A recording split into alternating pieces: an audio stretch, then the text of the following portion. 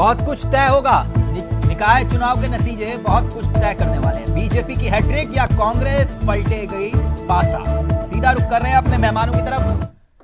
दो मेहमान आपको स्क्रीन पे दिखाई दे रहे हैं। मनमोहन भट्ट जी हैं, वरिष्ठ पत्रकार हैं, बहुत लंबे अरसे से उत्तराखंड की सियासत को कवर करते हुए आए हैं। गरिमा दसोनी जी हैं, कांग्रेस का चेहरा है और कुछ ही देर में तीसरी खिड़की भी खुलेगी जिसमें बीजेपी का चेहरा दिखाई देगा। लेकिन मैं राजनीतिक मेहमानों की तरफ बाद में जाऊं, पहले मनमोहन भाई आपके पास आना चाहूंगा। आपने ग्राउंड जीरो पर तस्वीर को देखा और समझा है। अब क्योंकि चुनाव लगभग खत्म है, क्या तस्वीर आपको दिखाई दे रही है? देखिए, मैं आपको एक दो बातें यहाँ पे कहना चाहूंगा जी। ये आपने क्लोजिंग रिमार्क आपने दिया कि ये धक्कड़ धामी कितने धक्कड़ है उसका पता चलेगा। लेकिन जो मेरी जानकारी है, जब टिकट बंटवारा हो रहा था तो उसमें मंत्रियों ने भी अपनी धाकड़ क्षमता को दिखाने की पूरी कोशिश की। अगर आपको ध्यान होगा जी, श्रीनगर जो नगर निगम है वो सीट पहले ओबीसी आरक्षित की गई थी और उसके बाद कुछ राजनीतिक पेंच सेट किए गए और उस सीट को फिर सामान्य किया गया क्योंकि मंत्री जी के ही किसी व्यक्ति को टिकट देना था। ऋषिकेश की सीट की अगर हम बात कर लेते हैं तो उसमें प्रेमचंद अग्रवाल के करीबी को टिकट देना था, इसलिए इस सीट को आरक्षित वर्ग में डाला गया। ऐसे ही अगर आप दूसरे क्षेत्रों को आप देख लें, जैसे नगर निगम हल्द्वानी की सीट आप देखें तो वो सीट पहले ओबीसी की गई थी और बाद में उसको सामान्य किया गया और वहां पर किसी बीजेपी के तीसरे शख्स की ताकत लगी हुई थी। ऐसे ही अपने अपने चहेतों को टिकट दिलाने के लिए बीजेपी में बहुत अंदर तक मंथन चलता रहा। तो ये सिर्फ एक आदमी की बात नहीं थी कि उसकी साख दांव पर है। जितने लोगों ने अपने अपने प्रत्याशियों को टिकट दिलाया है, उन सारे मंत्रियों की, उन विधायकों की, बीजेपी के बड़े नेताओं की साख दांव पर है।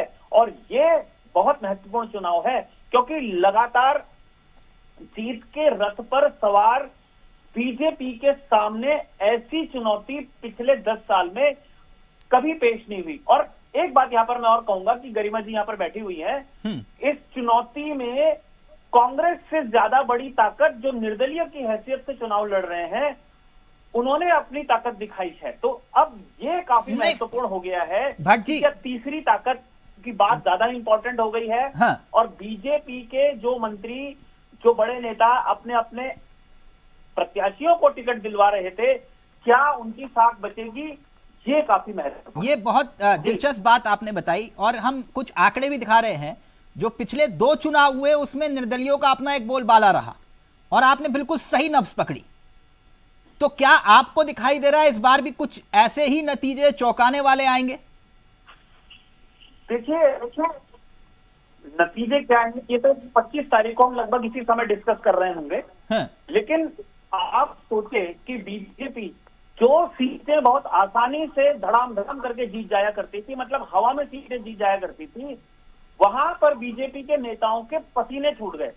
50 से ज्यादा सभाएं मुख्यमंत्री पुष्कर सिंह धामी को करनी पड़ी। और आपको मैं बताऊं कि जो बीजेपी संगठन है और संघ है, उसने मिलकर बीजेपी के कुछ लोगों को निर्देशित किया, फोन करके निर्देशित किया, छोटी छोटी बैठकें करके निर्देशन दिया गया कि भैया आप लोग जुट जाइए क्योंकि स्थिति कई जगह बहुत खराब हो गई है। तो ये अपने आप में एक बहुत बड़ी बात है, ये तो छोटी बात नहीं है क्योंकि जहां सीटें 20-20 हजार के अंदर से उत्तराखंड में बीजेपी बहुत मजे से पिछले 20 सालों से जीतती आ रही थी, वहां दम लगाना पड़ रहा है बीजेपी को। तो ये तभी ये लैंड जिहाद, थूक जिहाद, लव जिहाद और फिर जाते जाते इस्लाम भी आ गया, जय इस्लाम। बिल्कुल बिल्कुल, ये तो बीजेपी का एक पिच थी। इस पिच पे तो बीजेपी खेला करती थी, लेकिन इस पिच से भी कुछ दूसरी पिच ऐसी तैयार हो गई जहां बीजेपी को खेलने के लिए मजबूर होना पड़ा। और बीजेपी की जो स्थानीय जो नेतागिरी है, अगर लोकल लीडरशिप की बात करते हैं तो स्थानीय जनता, अगर हम बात करें कि राज्य सरकार, अगर हम बात करें केंद्र सरकार, उनके खिलाफ एंटी इनकम्बेंसी कितनी है इसका आकलन हम बाद में कर सकते हैं। बिल्कुल, नतीजे बहुत कुछ साफ करेंगे। कुल मिलाकर बहुत गहराई से आपने भट्ट जी समझाया। तो गरिमा जी, सेमीफाइनल माने कि नहीं माने सत्ता इसका? नहीं, देखिए, हर चुनाव का अपना अलग महत्व होता है। इसको आप लिटमस टेस्ट कहें या इसका नाम आप सेमीफाइनल दें, लेकिन मैं बिल्कुल अक्षरशः सहमत हूँ मनमोहन भाई की बातों से कि भारतीय जनता पार्टी के अंदर टिकट वितरण से ही जो सिर्फ उतव्वल और जो अंतरकलह अंतर विरोध देखने को मिला। अब जैसे हल्द्वानी की सीट पे गजराज बिष्ट को ले लीजिए, ओबीसी सीट पर भी उन्होंने क्लेम कर दिया कि मैं राजपूत नहीं, मैं ओबीसी हूँ और मैं लड़ूंगा। और इधर आप कांग्रेस का भी एक व्यक्ति ले गए लड़ाने के लिए, फिर जो है उस सीट को सामान्य करना पड़ा। तो अब वो ऐसा लड्डू बन गया गजराज बिष्ट, ना निगला जाए ना उगला जाए। तो कहीं ना कहीं हर सीट पर यही देखने को मिला। हम देहरादून की अगर बात करें तो यहाँ पर खास करके सर्व समाज की और अंत्योदय की बात करने वाली भाजपा आज अपने ही नारों में फंसकर रह गई। और जिस वैश्य समाज ने उनको स्थापित करने में, उनको खड़ा करने में मशक्कत की है, मेहनत की है, उस वैश्य समाज ने अपने को ठगा हुआ महसूस नहीं, गरिमा जी, भट्ट जी ने एक बात और कही है। पूरे भट्ट जी वही कह रहे हैं कि निर्दलियों का बोलबाला रहा है, इस बार भी कुछ ऐसा हो सकता है। तो क्या आप भी इत्तेफाक रखती हैं? बागी 46 सीटों पे 100 वार्डों में से देहरादून नगर निगम में 100 में से 46 सीटों पर भाजपा के बागी उम्मीदवार खड़े हैं। गरिमा जी, बागी आपके भी खड़े हैं ना? इनके 3 बार के पार्षद बागी तो लड़वाए भी जाते हैं मैडम। गरिमा मैडम, आप राजनीति में जानते हैं, बागी लड़वाए भी जाते हैं, है ना? और कई बागी तो आपके भी खड़े हुए हैं। मेरा ये कहना है कि क्या वाकई में जो निर्दलीय हैं इस बार कुछ खेल लगता है आपको कि बनाएंगे या बिगाड़ेंगे? किसका? नहीं, मुझे ऐसा नहीं लगता। मैंने पहले भी आपके चैनल पे कहा है कि इन चुनावों में यदि ये वोटर लिस्ट वाला चक्कर ना आया होता बीच में। मैंने अभी महेंद्र भट्ट जी की बाइट सुन रही थी तिलक जी आपके चैनल पर, हाँ। और मुझे बहुत दुर्भाग्यपूर्ण लग रहा था कि एक सत्तारूढ़ दल का, उभरती हुई पार्टी का प्रदेश अध्यक्ष इतने निम्न स्तर की बातें कर रहे हैं। अपने से उम्र में बड़े हरीश रावत जी का उम्र का लिहाज किया होता, पद और प्रतिष्ठा का लिहाज किया होता, और कम से कम अपने सत्तारूढ़ दल के प्रदेश अध्यक्ष होने का लिहाज किया होता। आपको मालूम ही नहीं चला वोटिंग लिस्ट में नाम नहीं है उनका? एक मिनट तिलक जी, ये काश कहा होता कि ये बहुत सीरियस इशू है, एक पूर्व मुख्यमंत्री का पूरा कुनबा गायब होना, और हम इसको दिखवाएंगे कि कहाँ लूप होल रह गया, कहाँ कसर रह गई, कमी रह गई, क्योंकि ये कहीं ना कहीं बैकफायर करेगा भाजपा को। नहीं, एक मिनट, कभी कहीं से लड़ते हैं, कभी कहीं से लड़ते हैं, राजनीति छोड़ देनी चाहिए। कंफ्यूज हो जाते हैं लोग कि उनका नाम आप विपक्ष में बैठे हुए आपकी तारीफ तो करेंगे नहीं गरिमा जी, है ना?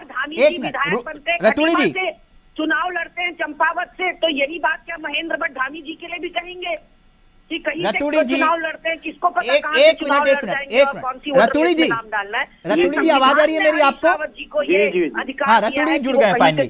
रतुड़ी जी, कर सके क्षेत्र का चुनाव लड़ने का। पूर्व मुख्यमंत्री का नाम ही उड़वा दिया आप लोगों ने नहीं है, तो वोटर लिस्ट में। गरिमा जी, कम से कम गरिमा जी, एक मिनट, गंभीर बयान देना चाहिए था। माननीय हरीश रावत जी इस सूबे के पूर्व मुख्यमंत्री रहे हैं। अब गरिमा जी, एक मिनट, आप वोटर लिस्ट से गायब है तो आप सोच सकते हैं कि आम जन का क्या हाल हो रहा होगा। ठीक, इसके लिए अब रतुड़ी जी, अब मैं ऑडियो आना चाहिए था, मैं ऑडियो नीचे नहीं करना चाह रहा, एक मिनट सुन लीजिए आप। रतुड़ी जी बहुत देर से वेट कर। रतुड़ी जी, जी, ये पूर्व मुख्यमंत्री को भी नहीं छोड़ा आपने, वोटर लिस्ट में बताइए नाम नहीं उनका, वो नाराज हो रहे पूरा पूरा परिवार। गरिमा जी कह रही है तो अन्याय हो रहा है, आप लोग मतलब मनमानी पे उतर आए हैं पूरी तरह से। देखिए तिलक जी, आप तो व्यवस्था के बड़े पुरोधा हैं, आप जानते हैं लोकतंत्र में। आप पहले, क्योंकि हरीश रावत जी बहुत सम्मानित नेता हैं, बहुत वरिष्ठ नेता है उत्तराखंड के, हाँ। और उनको क्योंकि वो सरकार में मुख्यमंत्री रहे हैं, उनको कार्य प्रणाली पर कम से कम शक नहीं होना चाहिए। आप राजपुर में रहते हैं, आपने डिफेंस कॉलोनी में आए, क्या आपने निर्वाचन व्यवस्था में नाम लिखवाने का काम किया? क्या आपके लोगों ने बीएलओ से संपर्क करने का ऑटोमेटिक नाम चेंज होता है क्या? ये तो इतनी जानकारी तो मेरे ख्याल से जो गांव का लेमैन भी है उसको भी पता होता है कि मुझे एक फॉर्म भरना होता है कि मेरा स्थान परिवर्तन हो गया है और मैं यहाँ से ये वोटर लिस्ट से अपना नाम कटवा के यहाँ जुड़वाना चाहता हूँ। और अब सस्ती लोकप्रियता के लिए, राजनीतिक के लिए आप इतने हल्के बयान नहीं दे सकते हो। गंभीर आदमी गंभीर बयान देना चाहिए। नहीं, यानी आप ये कह रहे हैं कि हरीश रावत जी जानबूझ के जो है अपना नाम कटवा लिया उन्होंने?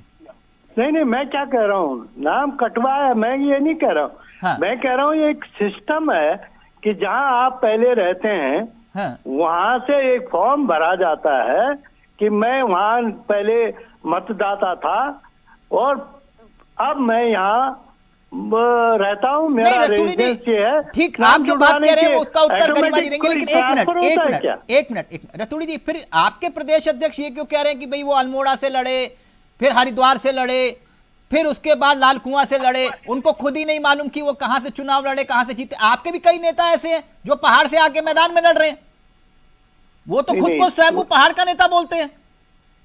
महोदय तिलक जी, मैंने कहा नहीं कि जब वो पहाड़ से मैदान लड़ते हैं तो वो अपना नाम जुड़वाते हैं ना। इन्होंने भी पहले ऐसा किया होगा कि कहीं से लड़ने के लिए तो उत्तराखंड में वो कहीं से भी लड़ ले। हाँ। सवाल ये नहीं कि नाम तो होना चाहिए, फिर सर्टिफिकेट नहीं, लेगा ना। कंफ्यूजन क्या हुई? मतलब बहानेबाजी तो नहीं करेगा ना। एक मिनट गरिमा जी, ये कंफ्यूजन क्यों हुई हरीश रावत जी को लेकर? आप कह रहे हैं आपके परिवार का नाम ही कटा हुआ था और आपने पंथी का भी जिक्र किया। नहीं, केवल पंत जी नहीं, मूर्धन्य लोग, मैं आपको बता तो रही हूँ। केसी पंजी एक वरिष्ठ चिकित्सक हैं। हाँ। अरविंद शेखर जी को अगर जानते होंगे, आरपी रतूड़ी जी, तो वो सालों साल से देहरादून में रह रहे हैं। प्रेस क्लब के पूर्व अध्यक्ष अजय राणा जी, अभी जो अध्यक्ष पद से हटे अजय राणा जी का पूरा परिवार गायब है। किरण कांत जी वरिष्ठ पत्रकार, उनका पूरा परिवार गायब है। जयकृत कंडवाल जी, मतलब सारे वेल नोन फिगर्स हैं देहरादून के। पूरा इनके पास पूरी सूची आ गई ना आज ही के दिन में। खानदान उड़ा हुआ है। ये सबने गलती कर दी क्या? हरीश रावत जी को तो चलो आप लोगों का रतुड़ी जी ये कह रहे हैं कि चिन्हित करके आपने कांग्रेसियों के वोट काटे हैं, कुल मिलाकर ये कह रहे हैं। रतुड़ी जी छोड़ दीजिए, इसको पॉलिटिकल नहीं बना रही हूँ मैं, लेकिन अपनी गलती कोई मानने को तैयार नहीं होता है। चिंतनीय है। और अब पता चल रहा है ये 1.5 साल जो शहरी तिलक जी निकाय गए, क्या मेहनत मैंने चल रही थी, कहा कहाँ पर मेहनत चल रही थी, और क्यों राजनीति बैलेट पेपर से चुनाव करने पर रजामंदी नहीं मिलेगा। अब समझ में आ रहा है, क्योंकि प्लान तो भी पहले से तैयार था। किसका नाम लिखेंगे? देरी जो नहीं भटजी ये सामान्य घटना है। एक मिनट इनको क्या पता? एक मिनट, ये क्या सामान्य घटना है? पूर्व मुख्यमंत्री बोले कि भैया मेरा नाम ही लिस्ट से हटा दिया। नहीं, ये सामान्य घटना। एक मिनट, अब भट्ट जी का ऑडियो रहेगा। उनके एक मिनट, भट्ट जी का ऑडियो रहेगा। भट्ट जी शोभा नहीं देता, ऐसा है, उनको इतने हल्के बयान नहीं देने। रतुड़ी जी एक मिनट रुकिए ना सर। आप कोई व्यक्ति आप अगर उसका नाम कटा हो तो वो बयान भी ना दे। रतुड़ी जी ये क्या बात हुई? एक मिनट। ऋषिकेश के वार्ड नंबर 20 में जी, और यहाँ पर एक सोसाइटी है जिसमें करीबन 54 फ्लैट्स हैं और उस 54 फ्लैट्स में ज्यादातर लोगों के नाम गायब थे। मतलब एक सोसाइटी जो बनी हुई है उसमें नाम गायब थे। चलिए ये एक अलग विषय है। एक और बात बताता हूँ मैं आपको। मनवीर चौहान है, मुख्य प्रवक्ता है या मीडिया प्रभारी है बीजेपी के, वो बड़कोट के रहने वाले हैं और बड़कोट से उन्होंने एक बयान जारी किया है। बकायदा ऑफिशियल जो ब्रॉडकास्ट है बीजेपी का, उत्तराखंड बीजेपी का, उससे उन्होंने वो अपना बयान जारी किया है। ऑडियो वीडियो बयान है, बाइट है बकायदा। वो कहते हैं कि बड़कोट की जनसंख्या 8000 है नगर पालिका की, और बड़कोट में वोटर भी 8000 ही हैं, और वो सरकारी मशीनरी पर सवाल खड़े कर रहे हैं। सरकार किसकी है? बीजेपी की। और चुनाव आयोग ये कौन सा फॉर्मूला है सरकार के? जो भट्ट जी कह रहे हैं। मैंने वो बयान पढ़ा नहीं, मैं इसलिए उस पर कोई टिप्पणी नहीं करूंगा। अभी खत्म नहीं हुई है। एक मिनट भट्ट जी पूरी करिए बात। ना ये बड़ी दिलचस्प बात बता रहे भट्ट जी। एक मिनट गरिमा जी रुक जाइए ना, भट्ट जी को पूरा करने दीजिए। 18 साल से नीचे कोई बच्चा है ही नहीं। एक मिनट, वो वही कह रहे हैं, एक मिनट पूरी बात तो कर लें। बोलिए भट्ट जी। स्थानीय विधायक है वहां पे संजय डोभाल, जो कि निर्दलीय हैं और उनके परिवार का सदस्य बड़कोट में चुनाव लड़ रहा है। तो जो बीजेपी के मीडिया प्रभारी हैं वो निर्दलीय विधायक पर आरोप लगा रहे हैं कि इन्होंने सरकारी मशीनरी का दुरुपयोग कर दिया। तो हास्यास्पद स्थिति बीजेपी के लिए हो गई है कि वो जवाब किसको देंगे, क्या देंगे। तो अब इनको जो बचाव करने के लिए आए हैं रतूड़ी साहब, मतलब मैंने भी इस साल में कभी देखा नहीं कि कोई पूर्व मुख्यमंत्री ये कहे कि मेरा टिकट यहाँ से कट गया है, और प्रदेश अध्यक्ष ये कहे सत्ताधारी पार्टी का कि इनको चेक करना चाहिए कि कभी वहां से चुनाव लड़ते हैं वहां से। अरे राजनीति में नरेंद्र मोदी जी जो है वो गुजरात छोड़ के बनारस से चुनाव लड़ने के लिए आते हैं। हमारे वर्तमान मुख्यमंत्री खटीमा के बजाय चंपावत से चुनाव लड़ते हैं। पहले भी कई परिस्थितियां होती है, अभी भी कई धुरंधर जो रहे पहाड़ के, अब वो मैदान पे चुनाव लड़ रहे हैं। रतुड़ी जवाब दीजिए जरा, ये क्या ये नया फॉर्मूला खोजा आप लोगों ने? 8000 जनसंख्या और 8000 वोटर। देखिए तिलक जी, मैंने अभी वो बयान पढ़ा नहीं, इसलिए जब तक मैंने वो बयान नहीं पढ़ा मैं उस पर टिप्पणी क्यों, पता नहीं अच्छा, कौन मतलब क्या जय कह इस्लाम रहा है, पढ़ कहाँ लेते से हैं आप? उठा के कह रहा है। जय इस्लाम मैंने नगर वो को जय बयान इस्लाम पढ़ क्योंकि- लेते हैं, लेकिन वो बयान नहीं पढ़ते, ये वाला नहीं नहीं पढ़ते। मैंने नहीं पढ़ा। सच्ची बात है कि मैंने आज दिन भर जो है चुनाव में व्यवस्था में हम लोग हैं, जहाँ जहाँ हमको ड्यूटी थी वहाँ हम अच्छा रहे। रतुड़ी जी, हमें वो बयान मुझे नहीं लगता पढ़े है तो मैं देखिए उस पर जितनी हमारी टिप्पणी क्या उम्र करूं? नहीं है उतना आपका राजनीतिक अनुभव है। मैं नहीं, मैं टिप्पणी उस पर नहीं करूंगा नहीं। जब तक मैंने पढ़ा नहीं। नहीं, रतुड़ी अब जी। कहने को तो ये क्या कहते हैं, इनका तो अपनी अपनी जिम्मेदारी, इतना हल्का बयान। प्रवक्ताओं को बयान जारी करने से पहले या फिर प्रवक्ता है ही नहीं उस ब्रॉडकास्ट में जो उनको पता चले कि उनके मीडिया प्रभारी क्या बयान जारी कर रहे हैं। अरे आप मुख्य प्रवक्ता मतलब नहीं है, आप आपको अपने पता ही मीडिया नहीं कि आप प्रभारी के कैसी वो बयान बात पर करें। जवाब मैं उस नहीं दे मीडिया पा रहे हैं। मैं आप हूँ पर प्रदेश मैंने पर नहीं क्या पढ़ा। बयान- आप नहीं, कहीं आप पर प्रदेश पर क्या आप जवाब बात दोगे करती है, आप रतुड़ी मुख्य जी? प्रवक्ता हैं आपका कहीं? अपना डिपार्टमेंट और अरे आप कहीं पर हैं क्या? आइए, आपके आप डिपार्टमेंट पैनलिस्ट के हैं, आप चेयरमैन भी हैं वो, प्रभारी नहीं हैं, है मीडिया प्रवक्ता प्रभारी। आप भी। वो अगर कोई बयान जारी कर रहे हैं अरे तो बयान प्रवक्ताओं जारी को कम करेंगे से तो कम मैं सूचना उसको तो देखूंगा होगी तभी कि तो। उसका चेयरमैन कह क्या रहा है और कौन सा विषय उठा मैं रहा है। हर समय कोई जरूरी है कि मैं उस बयान को देखूं? मैं अभी आपके हम डिपार्टमेंट व्यस्त की हैं बात चुनाव कह रही हूँ, मैं में, वही तो कह रही हूँ। आज दिन भर समय की चुनाव बात में नहीं है। व्यस्त नहीं है। बिल्कुल ये वाजिब सी तो बात है। पहले एक बयान मिनट, एक देखूंगा। मिनट, के रूप अभी में विषय पर आए, जागरूकता दिखाता है आपकी विषय पर आए, भाजपा में जाके या विषय पर आए। मूर्छित भट्ट जी कुछ अवस्था कहना में चाह रहे हैं, भट्ट जी का ऑडियो अवस्था में उठाइए। है या अरे फिर भैया नींद में आपका सो गए। जो क्योंकि यहाँ तो नहीं, नहीं, लड़िए मत वही आपस में, तो प्लीज। ये खराब प्रदेश कांग्रेस को बर्बाद करने में एक जुटे मिनट, हैं आप भट्ट जी लोग। कुछ कह रहे हैं, रतुड़ी जी और गरिमा जी का ऑडियो अभी नीचे रहेगा। भट्ट जी कुछ कह रहे हैं, भट्ट जी बोलिए। मैं पूरी जिम्मेदारी से ये बात कह रहा हूँ हाँ। कि अगर रतुड़ी जी ने वो बयान नहीं सुना है तो हम ये बात कह रहे हैं कि उनके मुख्य मीडिया प्रभारी जो है गरिमा जी एक मिनट सुन लीजिए ना, भट्ट जी कुछ कह रहे हैं, बहुत इंपॉर्टेंट टॉपिक उठाया उन्होंने। नगर पालिका की जनसंख्या भी 8,000 हो गई और मतदाता 8,000 हो गए। हम जिम्मेदारी से कह रहे हैं, इस पर प्रतिक्रिया दे दीजिए रतुड़ी जी। बोलिए रतुड़ी जी। जब तक मैंने बयान नहीं देखा, मैं बयान देखूंगा तो निश्चित प्रतिक्रिया दूंगा। हाँ नहीं, वैसे तक ये मैंने फॉर्मूला बयान ही आपने नहीं कभी देखा सुना है? उनका, आपने मैं 8,000 कैसे जनसंख्या और कहूं भाई? 8,000 वोटर, कोई 18 साल से कम उम्र का ही नहीं, नहीं। मैं ऐसा तब तक नहीं कहूंगा जब तक मैंने वो बयान पढ़ा नहीं, मैंने देखा नहीं। अच्छा ठीक, अगर वाकई में ऐसा जो दावा भट्ट जी कर रहे हैं हुआ तो? देखिए तिलक जी, मैं इस पर तब तक मैंने कहा मैं कोई टिप्पणी नहीं करूंगा जब तक मैंने बयान नहीं देखा। मैं बयान देखूंगा, मैं टिप्पणी करूंगा।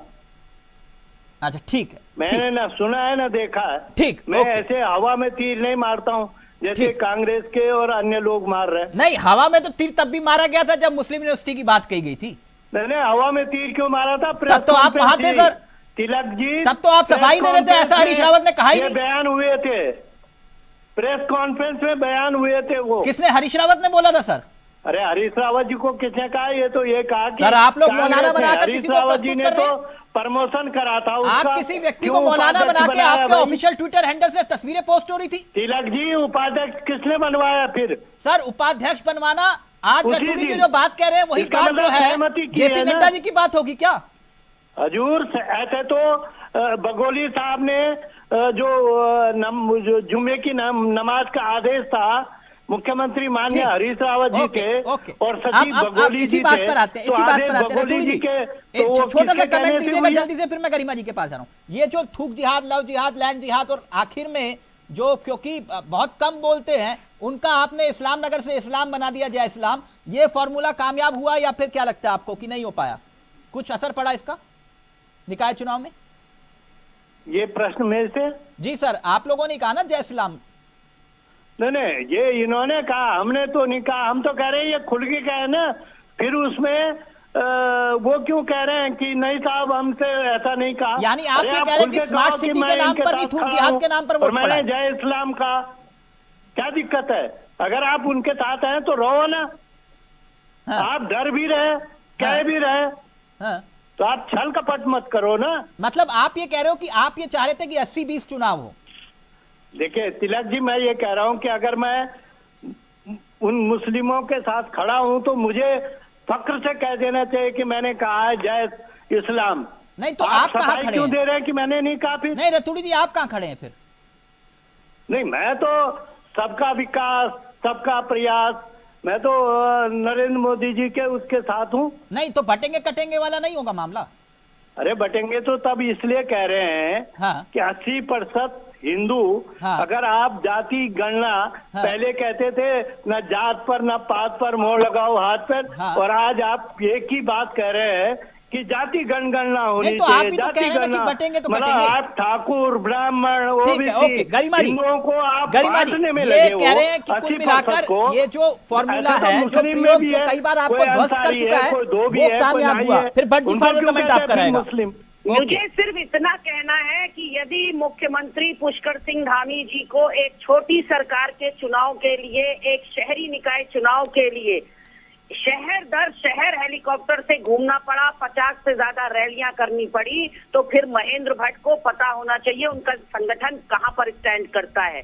क्यों मुख्यमंत्री को इतनी रैलियां करनी पड़ी, क्यों इतना जहर उगलना पड़ा, क्यों समाज को बांटने वाले बयान देने पड़े, और क्यों माँ से मुसलमान, माँ से मजार और माँ से मस्जिद की बात करनी पड़ी, क्यों जुम्मे की नमाज और यहाँ तक इस पर को उतरना पड़ा। ये निश्चित रूप से संगठन पर बहुत बड़ा सवाल है कि एक छोटी सरकार के लिए मुख्यमंत्री को दर की ठोकरें खानी पड़ती हैं और इतनी ताबड़तोड़ रैलियां करनी पड़ती हैं। गरिमा जी, अगर फिर भी ये जीत गए तो? जी, अगर फिर भी ये जीत गए तो?